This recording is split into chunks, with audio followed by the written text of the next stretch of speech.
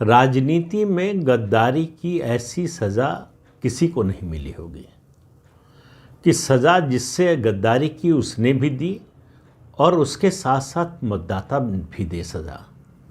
ये उदाहरण आपको राजनीति में खोजने को नहीं मिलेगा। ये उदाहरण सिर्फ मुझे जहाँ तक याद है एक ही है, और वो है महाराष्ट्र का, अभी हाल ही में जो विधानसभा चुनाव हुआ है।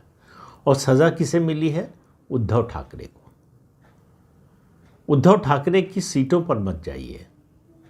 उद्धव ठाकरे ने जो किया, 2019 से ये कहानी शुरू होती है।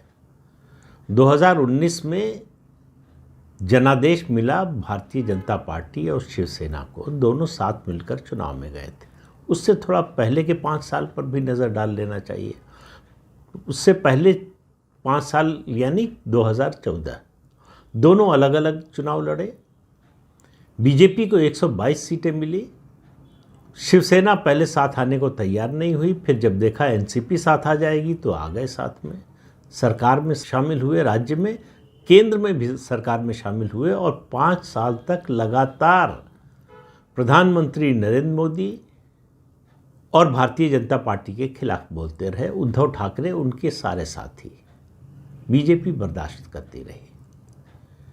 बीजेपी ने उसका पलटकर जवाब नहीं दिया और उनको मंत्रिमंडल से हटाया नहीं, सरकार से हटाया नहीं।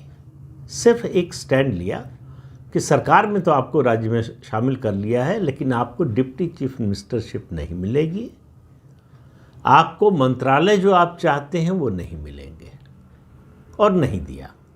केंद्र में भी यही किया कि केंद्र में जो फॉर्मूला तय हुआ था गठबंधन के साथियों को मंत्री पद देने का, वही फॉर्मूला शिवसेना के लिए भी लागू हुआ। और मंत्री पद जाहिर है कि ये प्रेरोगेटिव जो है वो प्रधानमंत्री का है। प्रधानमंत्री ने तय किया किसको क्या विभाग मिलेगा, वहाँ भी सुनी नहीं गई। लेकिन लगातार, और शिवसेना का मुखपत्र है सामना, जिसको शिवसैनिक बड़े चाव से पढ़ते हैं, उसमें लगातार हमला होता रहा प्रधानमंत्री पर और भाजपा पर और केंद्र सरकार पर और राज्य सरकार, राज्य में देवेंद्र फडणवीस जो मुख्यमंत्री थे उन पर।